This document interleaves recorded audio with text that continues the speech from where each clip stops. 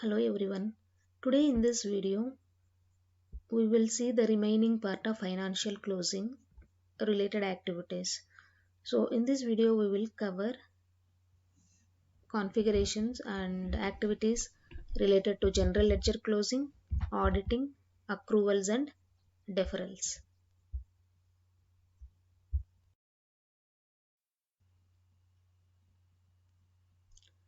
Starting with general ledger closing, the basic general ledger closing operations we will go over are managing the posting periods, executing the balance carry forward at year end, and using the audit journal. So first thing we try to manage through posting periods is open and close posting periods. That is done to the customized app in Fiori, and also they can do it in the traditional way which we do in GUI. So in this open and close posting periods, we can maintain the level of posting period variant by updating the opening periods for all company codes or ledger combinations assigned. So we can define different settings per account type, assets, customers, vendors, materials, general ledger accounts, and pluses for all accounts. The specific account type takes precedence over the generic one. So if we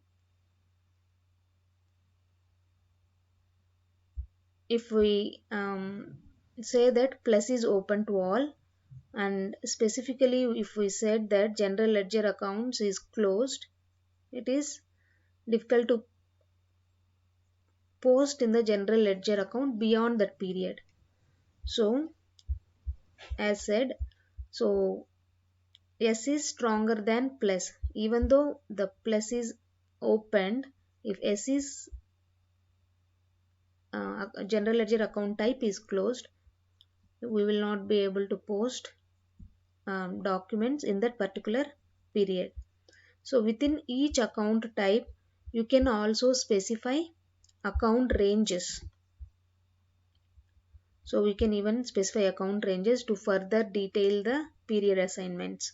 For each entry, you can maintain an authorization group. Even we can maintain authorization group. The authorization group is assigned to the users, and users with the authorization group maintain the lines set specifically for them. Usually, this is set for those users who can post to a period until later than the rest of the accounting department.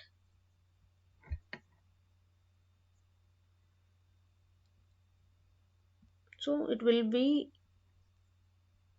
the access will be allowed, the authorization will be allowed, not access, the authorization will be allowed for few particular users beyond the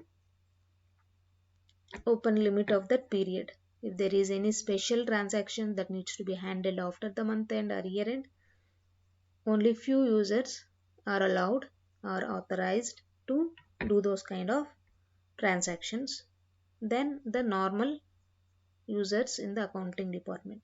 That works depends on the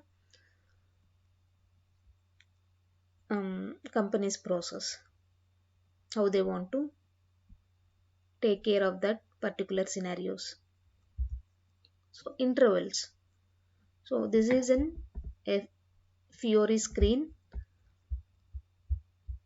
We can maintain up to 3 separate intervals as we seen here.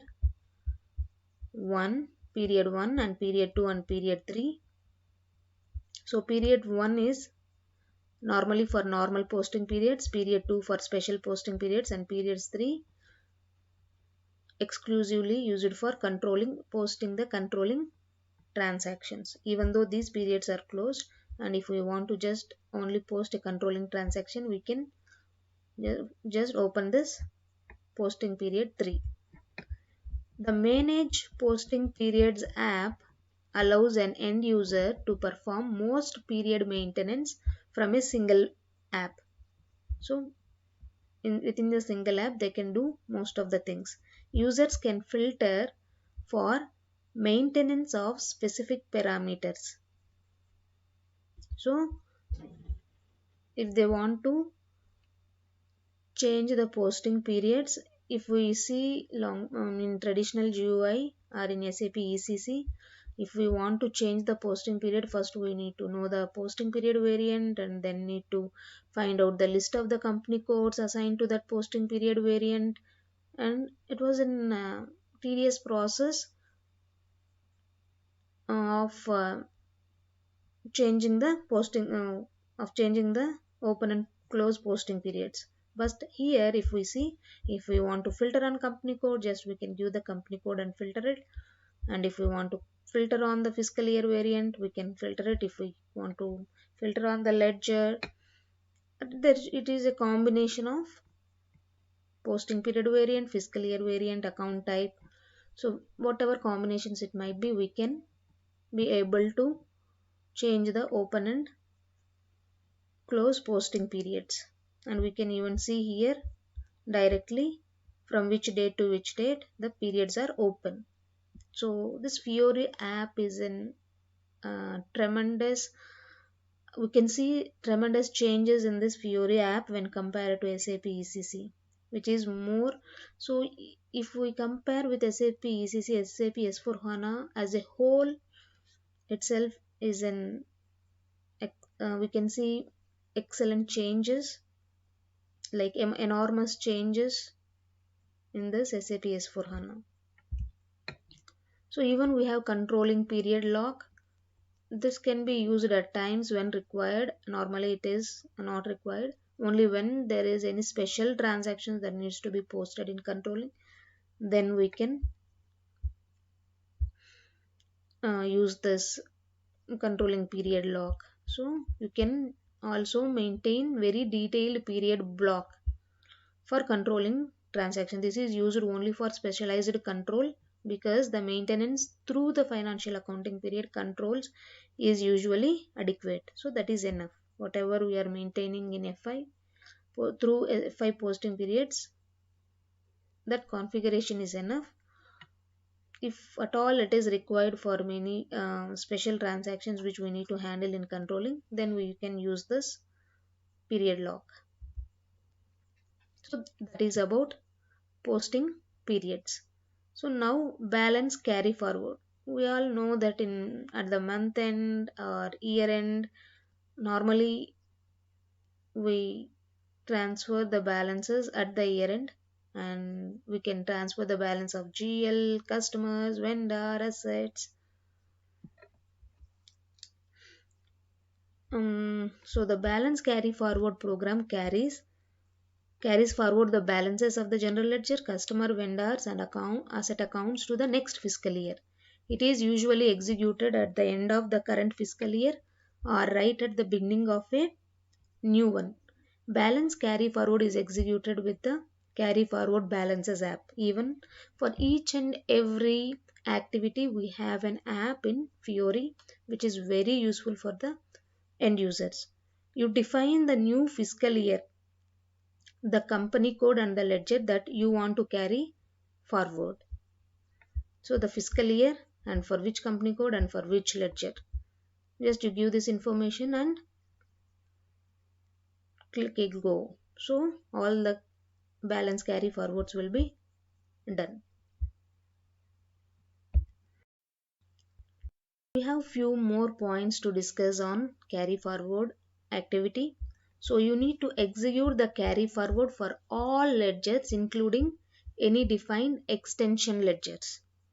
So if we want to do this activity, we are going to carry forward all the ledgers and also even extension ledgers. The carry forward balances app perform different tasks for balance sheet and profit and loss accounts. For balance sheets, the carry forward balances app simply carries forward the balance amounts for each general ledger, customer, supplier and asset account. The opening balance of the new year is the same as the closing balance of the previous year. But for profit and loss accounts, the carry forward balances app transfer the balances to the retained earnings account defined in the master record of each profit and loss account. That means the profit and loss accounts always have a balance of 0 in a new fiscal year, because SAP S4 HANA is a line item based system. The carry forward balances app creates line item entries in the universal journal for each balance item. These entries are made with a special document number outside the normal ranges. The carry forward creates line items in the for each balance item. So for each balance item, we will create a new line item that will be stored in the retained earnings accounts.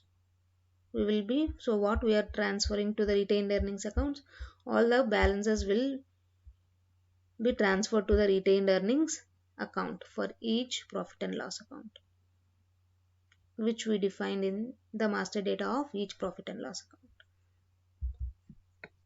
So now we're moving on to auditing. So if we have worked in the companies, we might have heard about this word auditing. Auditing is going on. So auditors ask to post these transactions. So they need some adjustments to the transactions. We keep on hearing many things from the auditors to correct some of the transactions which they feel that is not accepted legally. Okay, so offering clear auditing reports, we have to provide the clear auditing reports, and helpful tools is a must for any system that handles financial data, because SAP S4 HANA stores everything on the line item level. It makes it easy to understand the origin of every value on the corporate books. Executing auditing reports is essential before performing any archiving activities in the financial accounting. Executing auditing reports is essential before performing any archiving activities in financial accounting, because you need to be able to provide lists of documents and line items for previous years. The number of years is defined by the local legislation. So the simplest tools for exporting all line items are the balance audit trial open item and balance audit trial line items. These are the tools which we use in SAP S4 HANA for exporting all the items and check whether they are up to the mark for the auditing reports. So in the figure we can see it provides a view of selection options, and here we can select company code, ledger, fiscal year, and for what posting periods. So generally it will be, in addition to normal periods, there will be special posting periods. So even the first screenshot shows the balance audit, this one, the line items per company, fiscal year and posting date, and per ledger. So what are all the journal entries available?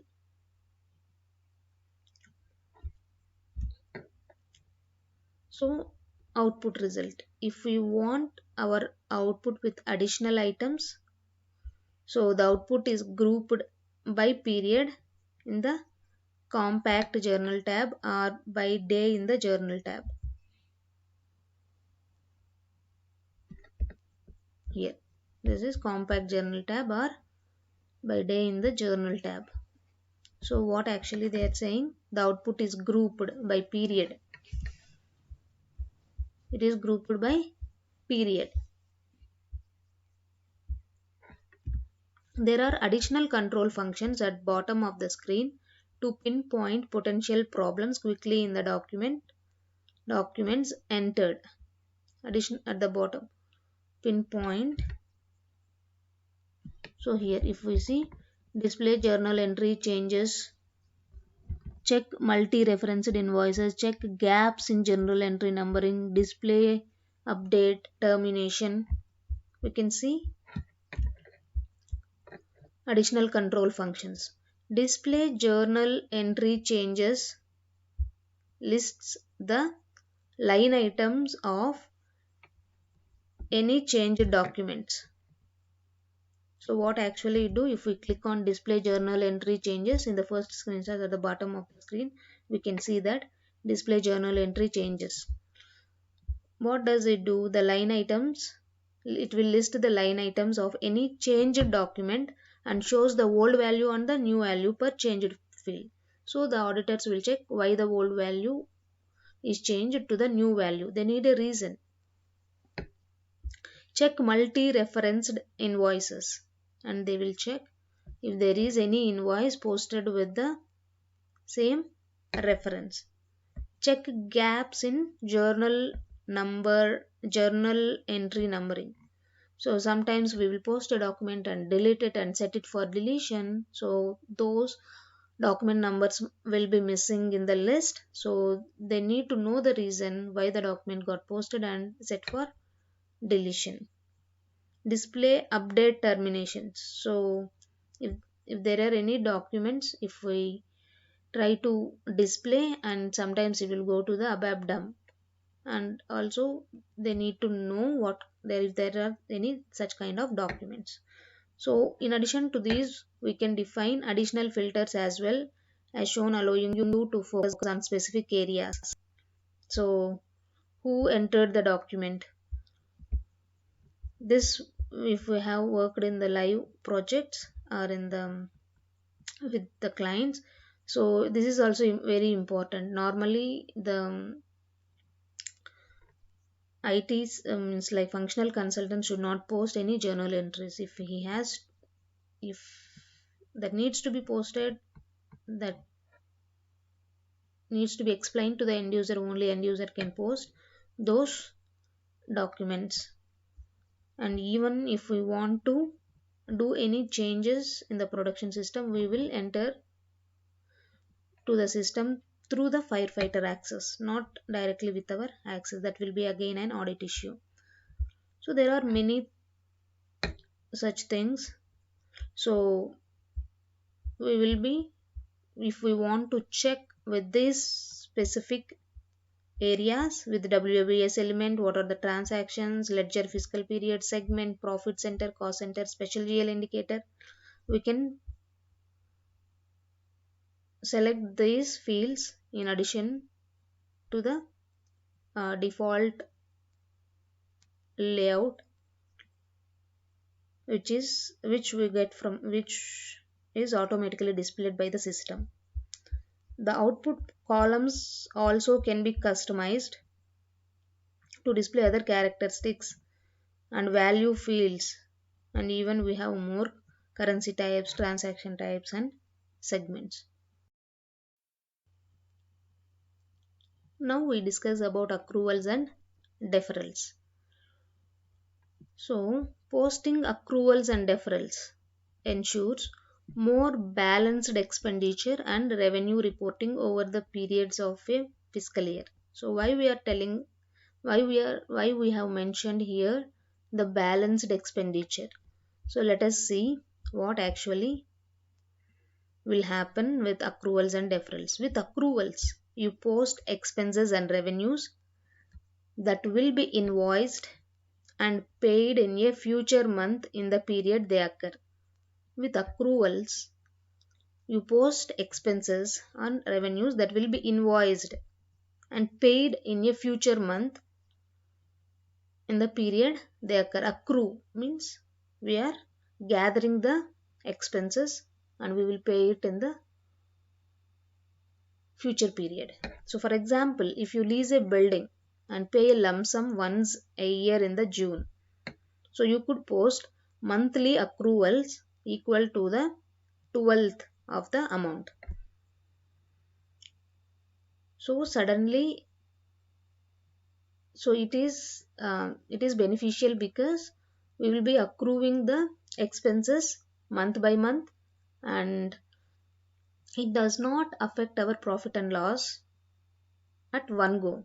So we will be accruing, if it is 12,000 every month, we will be debiting expense for 1,000. So at the end of 12th month, we will just accrue this amount and pay the 12,000 as a lump sum. So that will not affect the profit and loss of a company. So this helps avoid major expenses skewing the results of a company reports for a period. So deferral, this is about accruals. Now deferrals are opposite in that you report expenditure. Deferral is like we report the expenditures which are already made on the periods in which they are used. So for this type, the examples are: you pay insurance premium once a year at the beginning of the year. So if we want to, this can be treated as accrual, this can be treated as deferral. Like initial, when we started a company, immediately we need to pay the insurance, right? Sometimes, so we will defer those insurance paid premium to the following months. This can be broken down and reported as monthly expenditures because these postings are only useful for reporting of the financial statements. You reverse them at the beginning of the following period. This is only for our reporting purpose. So they don't affect your daily business operations. Accruals are posted under the other payables account when the amount is known and can be exactly divided or provisioned if the amount is estimated instead. If we know the exact amount, we can just divide it. If we don't know the amount, we just keep aside as a provision. So that can be useful for future purpose.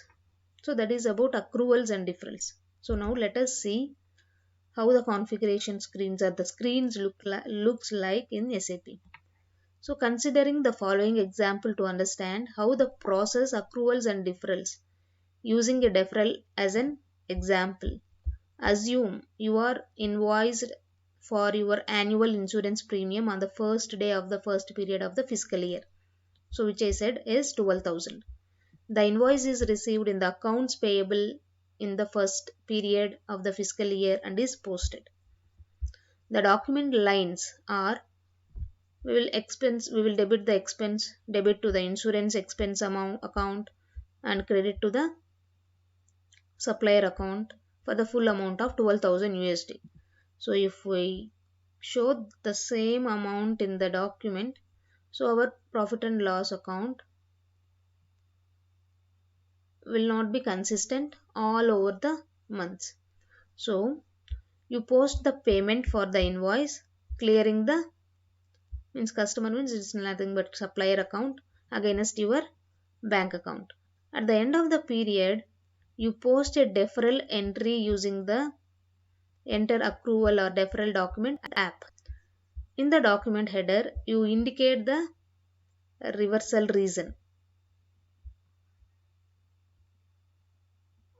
There is a specific reversal reason defined for accruals and the reversal date.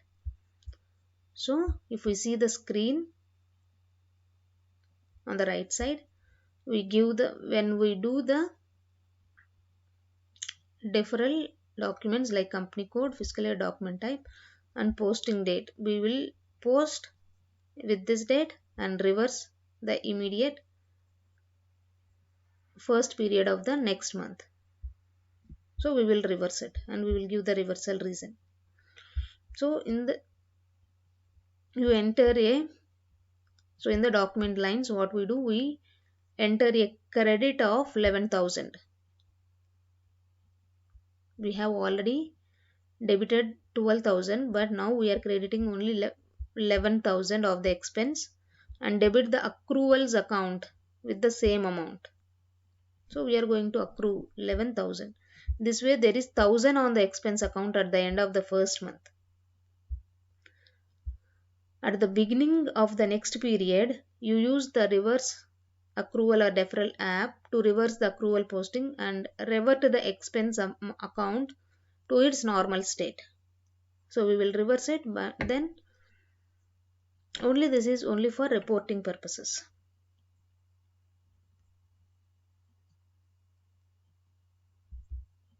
Accrual or deferral journal entry. In the app, you enter the relevant details, including the posting period for the reversal and the reversal reason. The system will select only those documents posted with the specified reversal reason, which is one reason that it's useful to create a separate accrual or deferral reversal reason. Posting period for the reversal and reversal reason.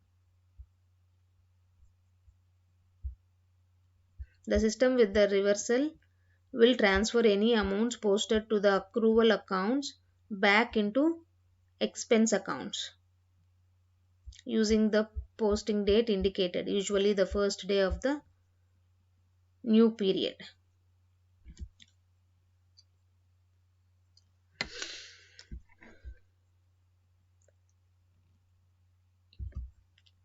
Recurring journal entry. Another option for posting accruals is to use a recurring entry document. In this process, you must make sure that the document amounts are the same as the previous period every time, because you can't change the recurring document. You define the interval in months for which the document entry is to be posted and the run date for which the document is to be made. You then proceed to perform essentially a document posting.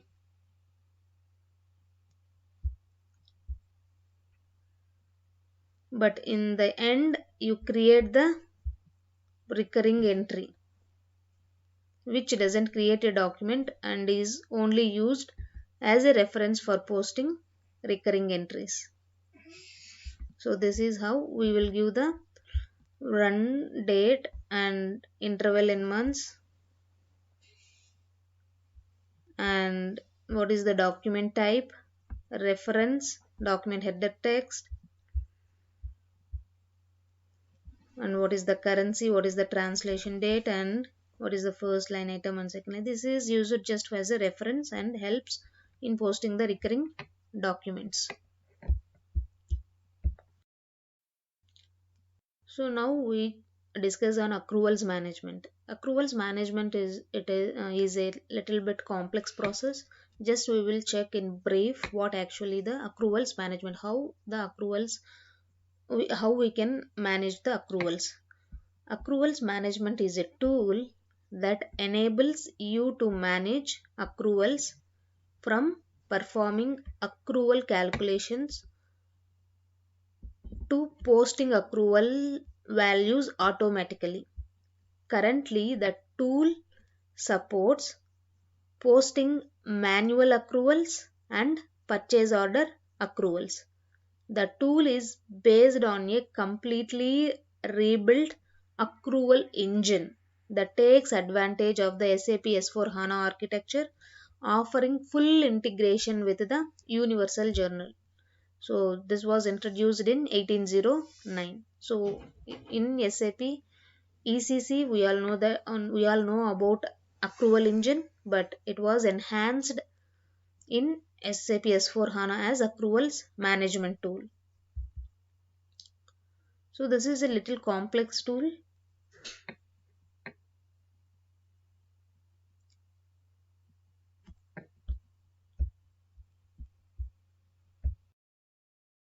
So now let us see the accrual process. So if we annual accruals with the accrual engine, something called object master record that stores the information relevant for posting accruals. You can think of this as the accrual contract. When creating the accrual object for manual accruals, we should define the following. The accrual object category that groups together accrual objects for similar use cases, example categories for rent, insurance, etc. The runtime or the period the accrual object is valid. So the period between the start of the life and end of the life. The account assignments that control the various objects the accrual is posted to, such as cost center, profit center, segment, and so on. The accrual items, an accrual object can have multiple accrual items assigned to it. In the accrual item, you define the item type, the relevant ledger group,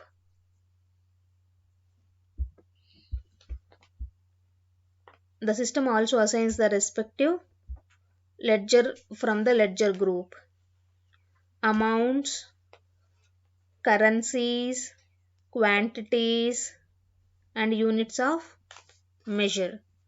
Finally, you enter the accrual method, which defines the calculation algorithm the accrual engine uses, such as straight line or declining balance accruals.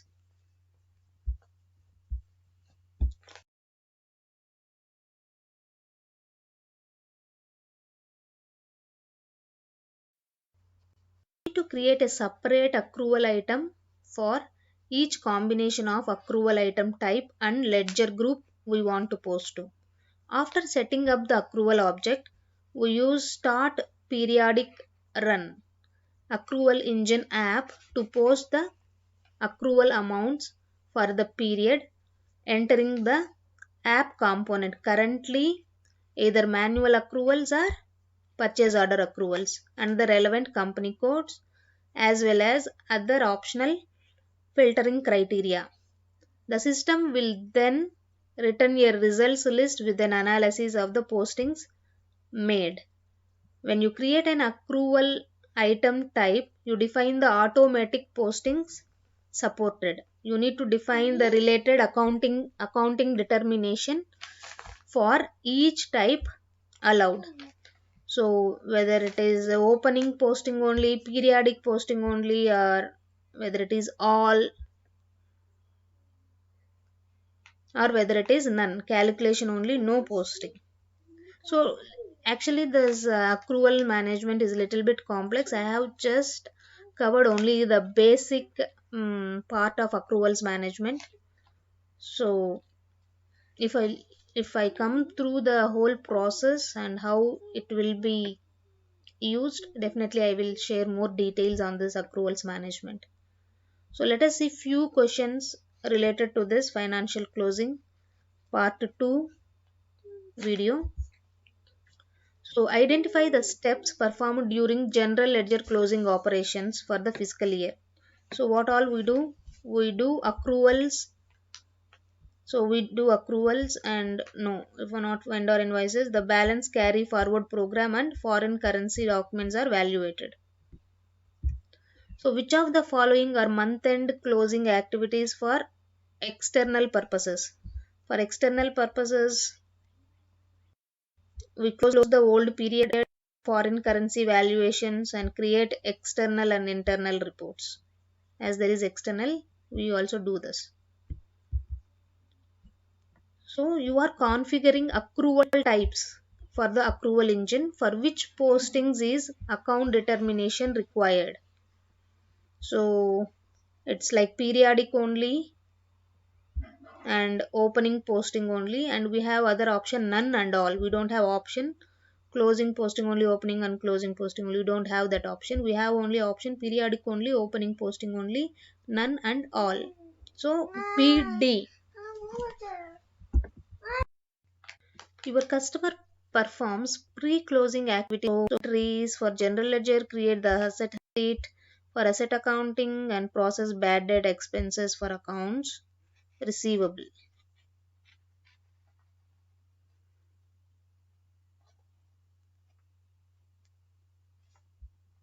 It is C and D. If they are saying 3 correct answers, even creating asset history sheet might be an option.